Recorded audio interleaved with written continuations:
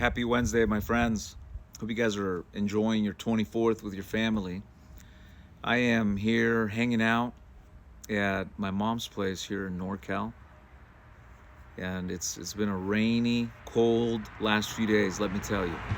But I wanted to get on here and take advantage of my downtime and talk to all of you guys about, the risks associated with letting your agents buy their leads. That's right. For those of you guys that are either just getting started, where you're building an agency, you got maybe one or you got a couple agents that you're working with, right, that you're responsible to train, mentor. This applies to you. The other day I dropped a video about hiring the wrong agents and how that can cost you money. Because remember this, especially if you're new, anytime you contract a new person and you put them in your downline agency, you are responsible for all of the advances that the insurance company sends out, okay? You're responsible for that. So if an agent comes on board, maybe writes a month or two, does good, but then, he leaves, and then all of a sudden the chargebacks show up and there's no one to pay those back. Eventually the carrier will give you a few months, right? But then all that debt, all those advances that agent received rolls up to you now. Now that's your responsibility. You hear it all the time from agency owners that are totally crippled because yes, they made a lot in advances, but they owe more in chargebacks on any given month than what they earn. And that's a problem. But today I wanted to talk to you guys about leads. Okay? Everybody wants to grow. Everybody wants to have a big organization. It's obvious. But I learned a long time ago that hiring the wrong people could cost me money, like I'm sharing with you. But now let's break it down to leads. How does this hurt you when it comes to leads?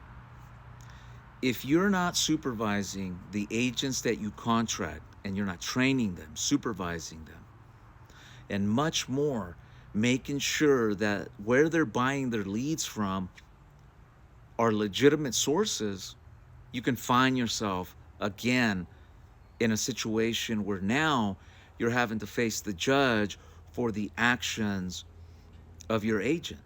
That's right.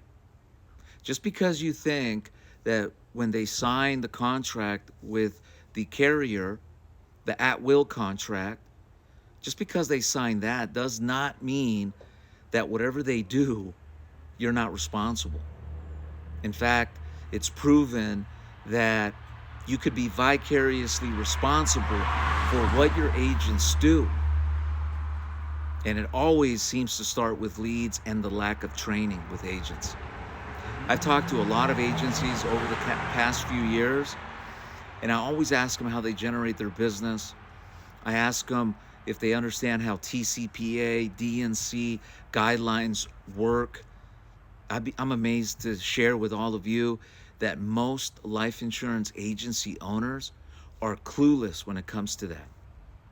If you ask them what is an opt-in, what is prior written consent, very, very few can give you a breakdown of the right way to generate leads. So what is it? What happens? These life insurance companies, they rely on us, the IMOs. That's why they pay us the big money to do the training, to do the supervising. And what happens when these people don't do that? Does it mean the carriers are off the hook? No.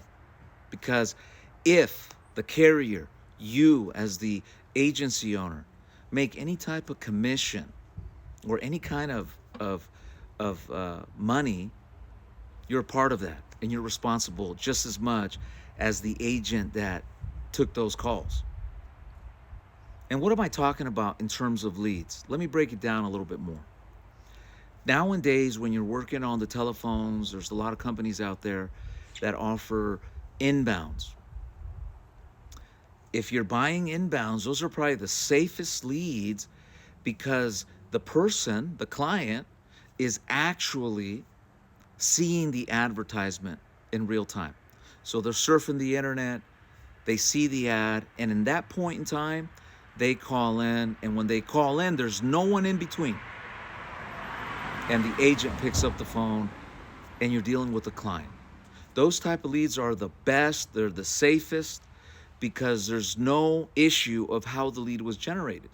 You have an ad that talks about final expense, there's no gimmicks. People see it, they call, and they talk to you. Those leads are going to be the highest in terms of the price. Anywhere from $50 to $100 to get those type of leads. But the price is worth it compared to being sued for thousands, if not millions, because you and your staff were out there calling a bunch of numbers without any kind of training or anything that would stop for making illegal calls. Okay? The second type of lead, and this is one of the dangerous ones, is anytime you deal with companies that are offering warm transfers.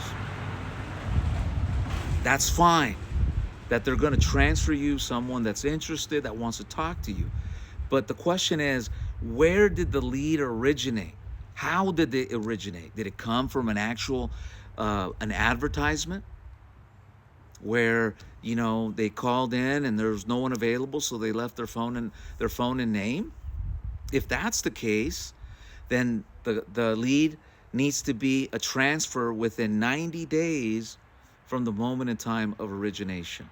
This is where a lot of call centers, a lot of companies, this is where they mess up.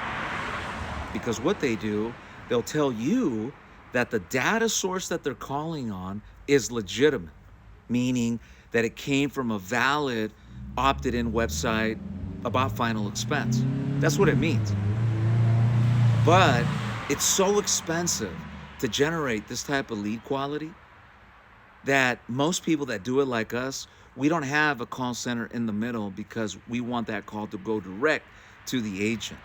But when call centers start tap dancing that their sources are legitimate, that's where you need to be very careful. What a lot of these call centers do is that they're cold calling lists, cold calling. And they could care less how old the lead is. If it's over 90 days old, they're cold calling. And they're not checking the do not call registry. And if they do check, those registry mechanisms that they use aren't accurate. So what happens? Now they're dialing thousands of numbers every day, every week. And then when they get someone somewhat interested in final expense, then they patch them into the agent. But the lead was illegal because the origination date was over 90 days. And the phone number was on the do not call registry. Big problem.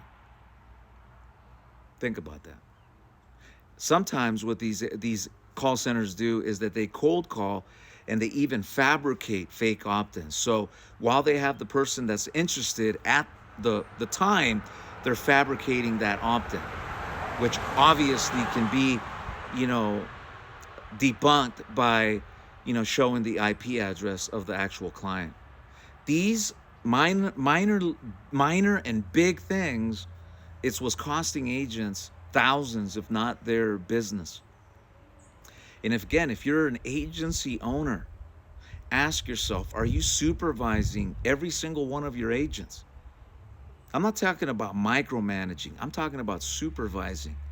Do you know exactly where the lead sources are coming from? If they're using a call center overseas, do you know the call center? And if you don't, trust me, it's only a matter of time. You're going to get a litigator that knows his rights, that's documenting everything, and he's going to serve you up with some reality that is going to cost you, if not thousands, millions of dollars. So agency owners, pay attention to who you contract, but more importantly, train them and make sure that you're setting up the right supervision for them so you don't lose your ass. Peace.